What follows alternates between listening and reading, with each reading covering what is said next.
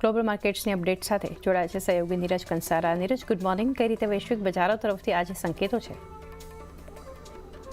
જે આજના દિવસે વૈશ્વિક બજારોની વાત તો કરી લઈએ, પરંતુ આજે પ્યોરલી આપણને જે બિહાર ઇલેક્શનના પરિણામો આવતા દેખાશે એના પર બજારની મૂવમેન્ટ દેખાશે। પરંતુ જો અમેરિકાના બજારોની ગઈકાલની વાત કરી લઈએ તો ત્યાં આગળ ગઈકાલે આપણને એક નફા વસૂલી સાથેનો કારોબાર ખાસ કરીને જોવા મળ્યો હતો। ડાઉ જોન્સ લગભગ 1.5% ઘટ્યો, નાસ્ડેકમાં 2.25% ઘટાડો હતો, S&P 500 ઓલમોસ્ટ 0.5% ઘટીને બંધ થતો દેખાયો। જો કે શટડાઉન પૂર્ણ થતાં જ બજારમાં આપણને ખાસ કરીને થોડી ઘણી નફા વસૂલી આવતી જોવા મળી હતી। એટલે જે આખી ઇવેન્ટ હતી તે ઇવેન્ટ અહીંયાથી આપણને હવે ડિસ્કાઉન્ટ થતી દેખાઈ ગઈ છે। હવે યુએસની અંદર શટડાઉન પૂર્ણ થયું છે અને 43 દિવસો બાદ આ શટડાઉન પૂર્ણ થતું જોવા મળ્યું છે। રાષ્ટ્રપતિ ટ્રમ્પ દ્વારા ગઈકાલે એનું જે બિલ હતું એના પર પણ દસ્તખત ખાસ કરીને કરવામાં આવ્યા। લેબર બ્યુરો થોડાક સમયની અંદર જ ઇકોનોમિક કેલેન્ડર ફરી પાછું એક વખત જાહેર કરી શકે છે અને ખાસ કરીને કેવિન હેસેટનું કહેવું છે કે ઓક્ટોબરમાં નોકરીના આંકડા તેઓ જેટલા ઝડપી બને એટલા ઝડપી તેઓ જાહેર કરશે અને બેરોજગારીના આંકડા પણ ખાસ કરીને વગર આ રિપોર્ટ જાહેર કરવામાં આવશે એવું તેમણે ખાસ કરીને કહ્યું હતું।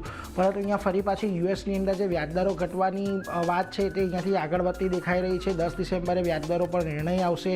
હવે આપણે શરૂઆત કરી હતી ત્યારે લગભગ 75% લોકો માની રહ્યા હતા, અત્યારે 51% લોકો જ માની રહ્યા છે કે 5% જેટલો વ્યાજદર કાપ ડિસેમ્બરની અંદર ખાસ કરીને આવી શકે છે।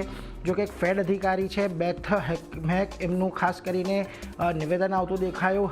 ક્લિવલેન્ડ ફેડના પ્રમુખ છે કે મોંઘવારી 2% સુધી લાવવા માટે તેઓ પ્રતિબદ્ધ છે। આ ઉપરાંત સેન ફ્રાન્સિસ્કોના ફેડના પ્રમુખ છે મેરી ડેલિસ સાન, એમના તરફથી એક નિવેદન આવ્યું કે ડિસેમ્બરમાં દરમાં ઘટાડો થશે કે નહીં તે કહેવું અત્યારે ઘણું મુશ્કેલ છે। તો બીજી તરફ આલ્બર્ટોના મુસલ્લમ સેન્ટ લુઇસ ફેડના પ્રમુખનું કહ્યું છે કે દર અંગે વધુ સાવધાની રાખવી જોઈએ અને મિનિયાપોલિસ ફેડના પ્રમુખ છે જે નીલ કાશ્કરી, તેમનું પણ કહેવું છે કે ડિસેમ્બરમાં દરમાં ઘટાડો થશે કે નહીં તે કહેવું મુશ્કેલ છે। એટલે જો દરેક ફેડ અધિકારીઓ તરફથી પણ અહીંયા ફરી પાછો એક વખત વ્યાજદર કાપ આવે કે નહીં તે અંગે શક્યતાઓ થોડીક ઓછી થતી જોવા મળી રહી છે, એટલે એના પર એક ધ્યાન રાખવાનું છે।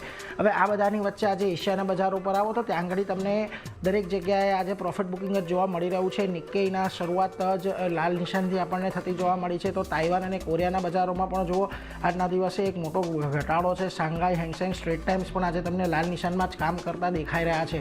હવે ગઈકાલે આપણે કેશના લેવલ પર 26,000ને પાર ગયા હતા, પરંતુ ત્યાંથી નીચે આવીને આજના આપણને ક્લોઝિંગ આવતું જોવા મળ્યું હતું। 25,953 પર ફ્યુચર્સ બંધ થયા હતા। 855ના ગિફ્ટ નિફ્ટી સંકેત આપી રહ્યું છે। એટલે શરૂઆત તો આપણને અહીંયા 100 પોઈન્ટના ઘટાડાથી થતી જોવા મળી શકે છે ચારની, પરંતુ બીજી વખત કે ખાસ કરીને બિહાર ઇલેક્શનની અંદર આજના દિવસે શું થાય છે, કારણ કે અત્યારે થોડી વારની અંદર આપણે પોસ્ટલ બેલેટની ગણતરી હવે શરૂ થઈ ચૂકી હશે દરેકે દરેક મતગણના કેન્દ્રોની ઉપર। એટલે જેમ જેમ એના પણ ટ્રેન્ડ અને વલણ આવતા જશે તેમ તેમ આપણને કદાચ બજારની ચાલ થોડી ઘણી બદલાતી પણ દેખાઈ શકે છે।